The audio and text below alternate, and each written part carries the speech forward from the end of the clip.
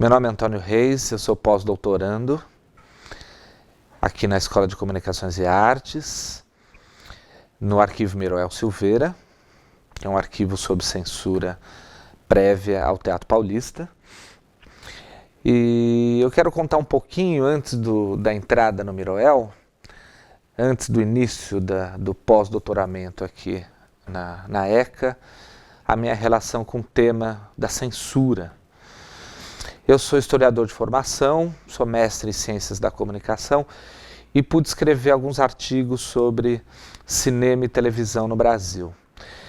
O primeiro contato com a censura do ponto de vista teórico, de estudo, embora muito superficial, foi quando eu comecei a fazer uma pesquisa sobre telejornalismo nos anos 70, escrever um pouco sobre o percurso da televisão e do telejornalismo na década de 70.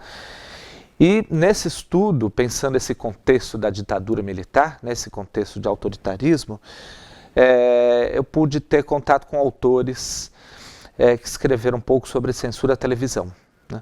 Então, estudando o telejornalismo nesse período, foi fácil constatar uma ação de intervenção da ditadura no sentido de suspender algumas concessões de televisão e de proibir a veiculação de alguns programas, sobretudo aquele telejornalismo mais crítico desse período, né, um telejornalismo não alinhado à ditadura, não alinhado a uma visão oficial dos fatos e que por essa razão foi cerceado, foi interditado. Algumas emissoras de televisão, como eu falei, tiveram a sua concessão cassada e, ao mesmo tempo, outras emissoras alinhadas à ditadura, como foi o caso conhecido da Rede Globo, puderam então se manter no ar, né, sem uma interferência direta no sentido de proibição, né, com a ditadura. Então, esse foi um primeiro momento que um primeiro contato com a censura, pensando mais uma censura à televisão e também a filmes exibidos na televisão, né? Nos anos 70 eu estava na infância, né? E lembro muito bem, até os anos 80, do certificado de censura que aparecia na tela da televisão. Todos da minha geração lembram disso. Antes do início de qualquer programa, a gente via aquele certificado e nos familiarizamos com a presença daquele certificado. No momento que a censura não era muito contestada, havia uma certa naturalização da censura, né? Então aí eu comecei a pensar um pouco a censura, embora a censura não fosse ainda objeto de estudo, objeto de pesquisa, né? Nunca tomei a censura antes da entrada aqui na ECA, no Miroel, nunca tomei a censura como objeto de estudo, né? Lendo teatro, por prazer, né? Sobretudo Dias Gomes, eu me lembro muito de uma peça chamada O Berço do Herói, uma peça que foi censurada porque tinha como protagonista um militar e um militar desertor, que seria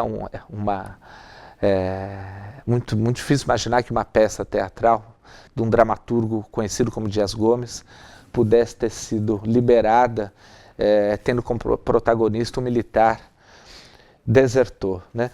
Essa peça, o nome do protagonista era o Cabo Roque, ela foi depois adaptada para a TV, virou Roque Santeiro, e também houve uma censura, né, da telenovela, a adaptação do Dias Gomes para a TV.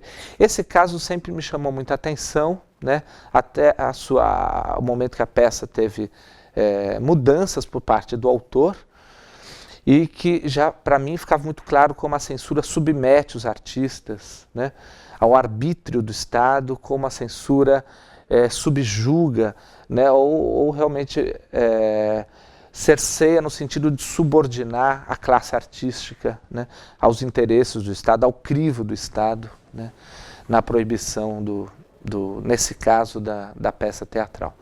Bom, esses temas me fizeram primeiro ver uma censura que não é mais estatal, uma censura que alguns autores vão chamar de privatizada. Quer dizer, no caso da televisão, quando algumas opiniões não vão ao ar, quando algumas interpretações de fatos que não se alinham à política editorial das emissoras de televisão não são veiculadas, a gente tem aí uma censura privatizada, né? Uma censura que não parte do Estado, mas uma censura que parte da iniciativa privada de algumas empresas que não permitem a veiculação de algumas interpretações e de algumas opiniões, né? Então é uma censura que existe ainda hoje, nós sabemos disso, e que as pesquisas aqui do Arquivo Miroel apontam, né? Bom, quando eu entrei para fazer o pós-doutoramento, eu passei por uma seleção pública e logo de cara fiquei muito surpreso com a existência de uma ação contundente da censura em períodos democráticos. Eu imagino que isso já tenha sido falado por alguns entrevistados aqui, mas o Arquivo Miroel Silveira revelou, né, por exemplo, nos anos 50, e a partir dos textos da professora Cristina Costa, uma ação muito forte da censura num período democrático e num período que era uma referência para a democracia no Brasil, que é o período JK, Juscelino Kubitschek, né? Então aí a gente começa a pensar a ação da censura de forma contínua ao longo do tempo, tanto em períodos autoritários quanto em períodos democráticos, né?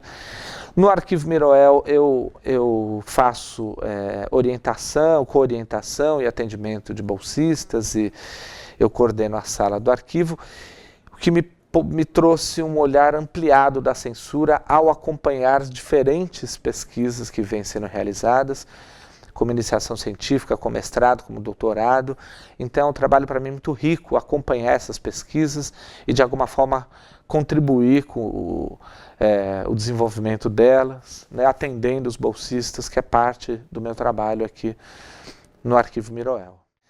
O contato com essa documentação riquíssima que há no Arquivo Miroel Silveira, a leitura da bibliografia sobre o tema, principalmente do livro da Cristina Costa, Censura em Cena, me familiarizaram com a censura e permitiram uma ampliação mesmo do entendimento da censura, não só daquela censura que parte do Estado, né, da censura estatal, mas de uma censura que a gente vê hoje se manifestando, desvinculada do Estado, que parte da justiça, que parte das pessoas no cotidiano da opinião pública, que parte de instituições públicas e privadas, e uma censura que continua aí muito atuante, né?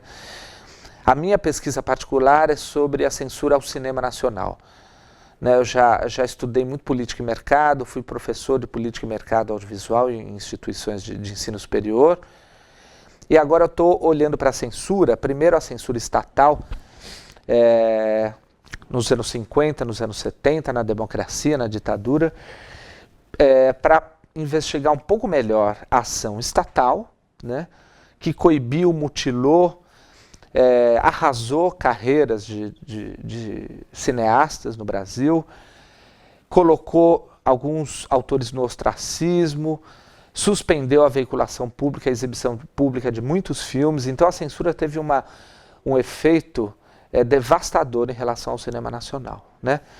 E a censura sempre partiu da ideia de que podia ser uma guardiã da moral, né? Que podia ser, o censor é o paladino da moral. Então, nesse sentido, a censura sempre se preocupou com os efeitos deletérios do cinema, né?